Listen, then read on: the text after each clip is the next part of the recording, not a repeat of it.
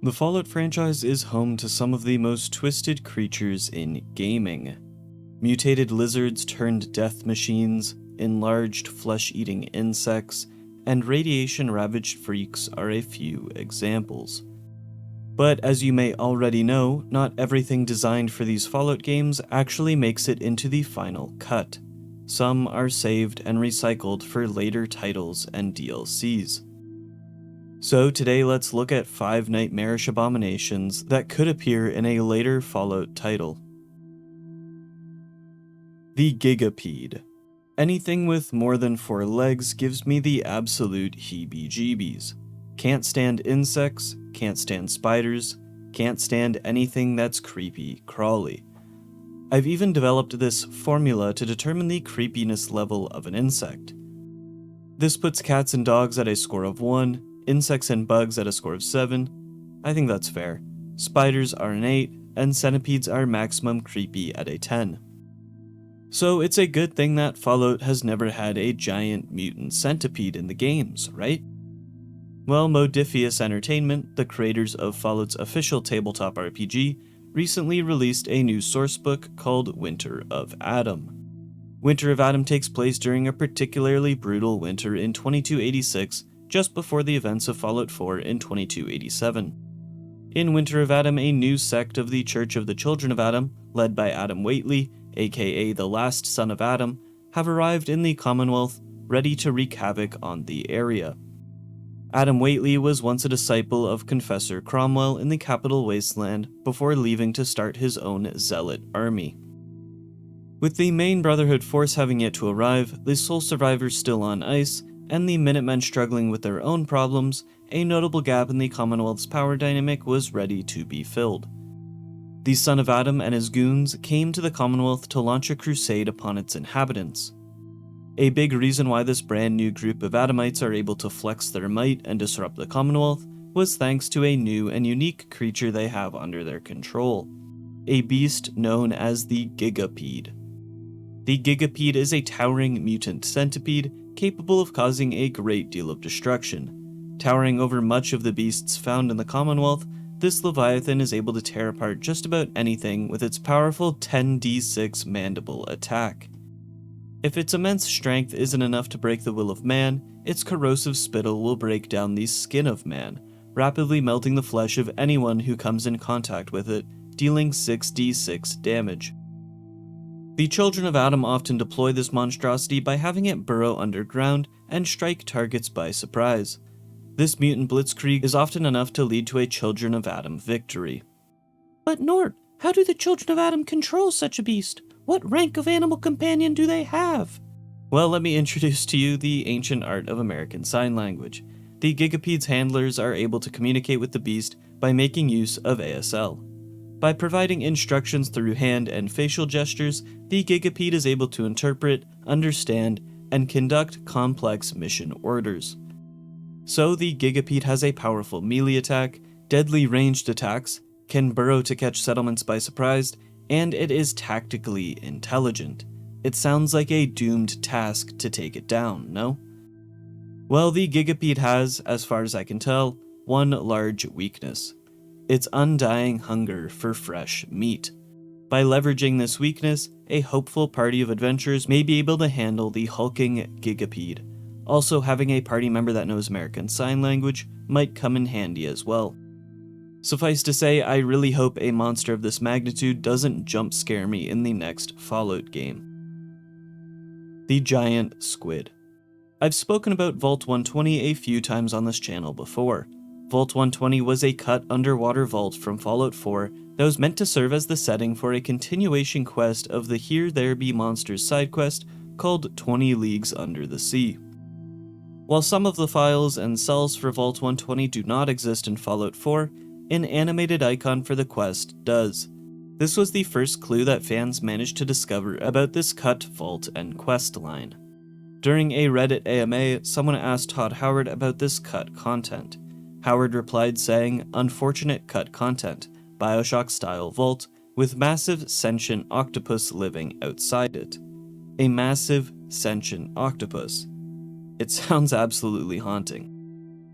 To add to this, it was revealed during a Fallout 25th anniversary interview with senior character artist Christiane H.K. Meister that one of her favorite contributions to the Fallout series was an underwater vault where the Overseer was supposed to be this giant octopus/squid. The model was still in the creation kit, so some people found it and used it, I believe. So not only did this vault serve as the home to a giant sentient squid, the squid was the vault's Overseer. Now what's fun is that while Fallout 4 has very few traces of Vault 120 and 20 Leagues Under the Sea, Fallout 76 has entire cells within the game's files. While accessing these cells within Fallout 76 is a bannable offense, there are tools available to view them whilst outside of the game. Now using these cells, quest markers within them, and the scripts left over in Fallout 4's files, people have been able to roughly piece together what the 20 Leagues Under the Sea quest would have looked like.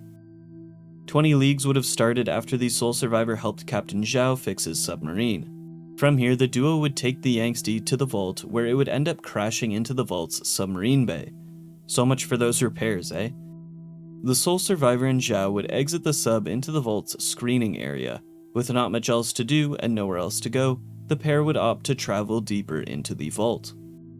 After passing through the residential area and an undersea cavern, the pair would meet a survivor named James in the hydroponics workshop. The pair would continue through the vault, encountering a sentry-bot ambush and performing a sea walk to get to the research station of the vault.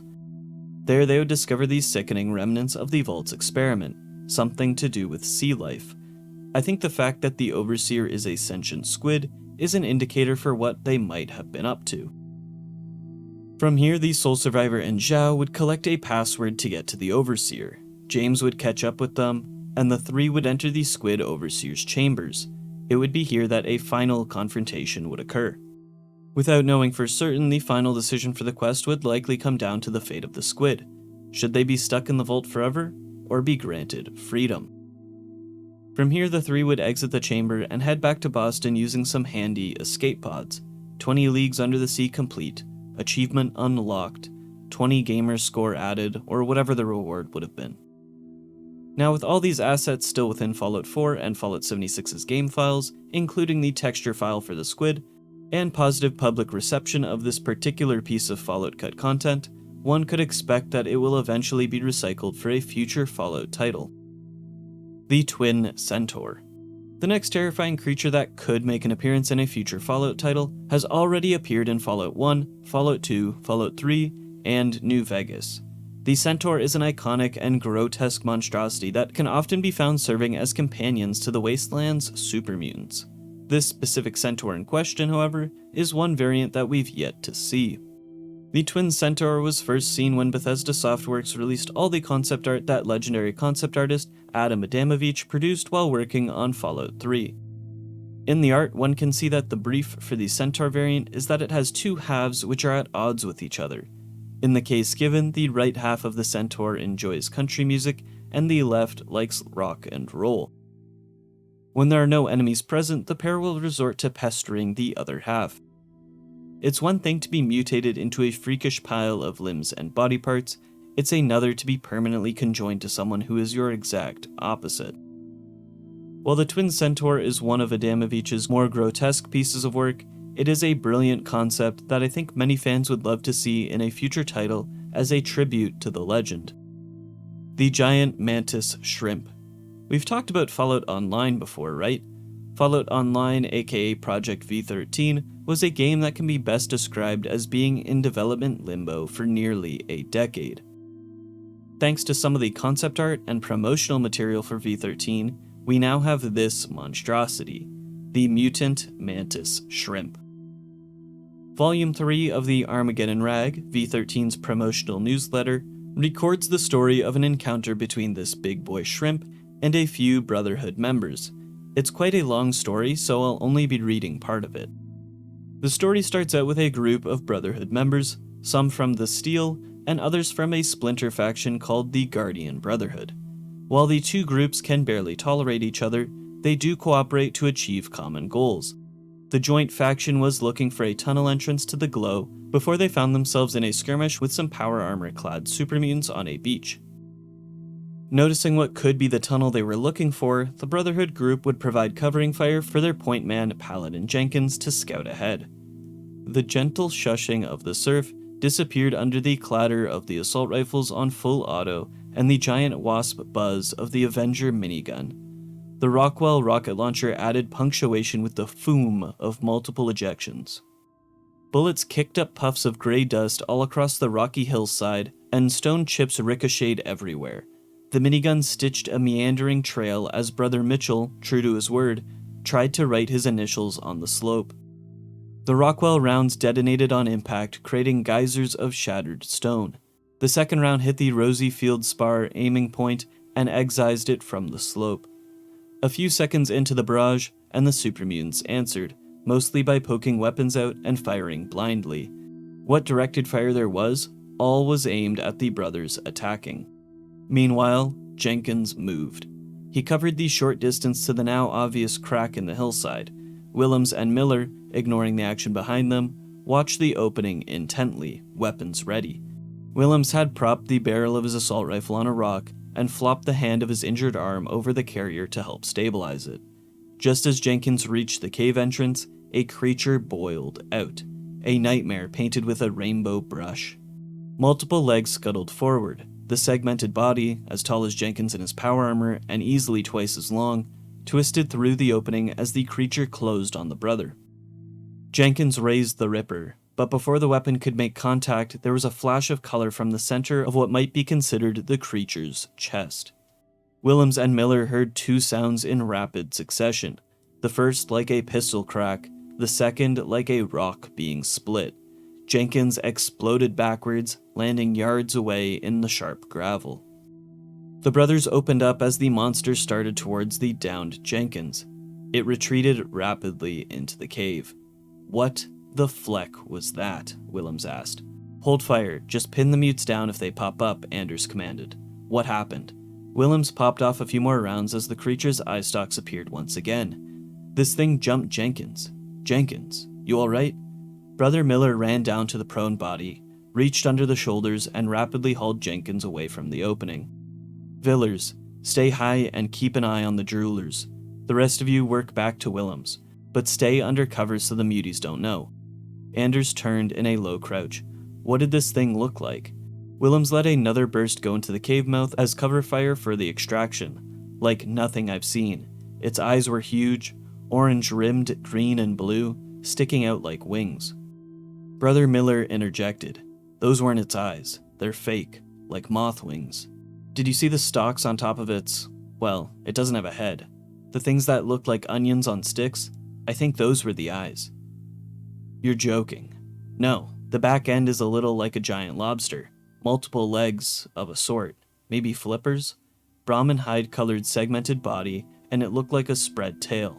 Some feelers or antennae in the front, and some big knobs on its... chest, I guess? What did it do to Jenkins? Anders arrived at the pillar and bent over the downed brother. I think it has a sonic weapon. I heard something, Willems said. Sorry to keep contradicting you, but I don't think so. I saw something flash from its chest, really fast. Anders started unhooking Jenkins' helmet. Whatever it is, it packs a punch.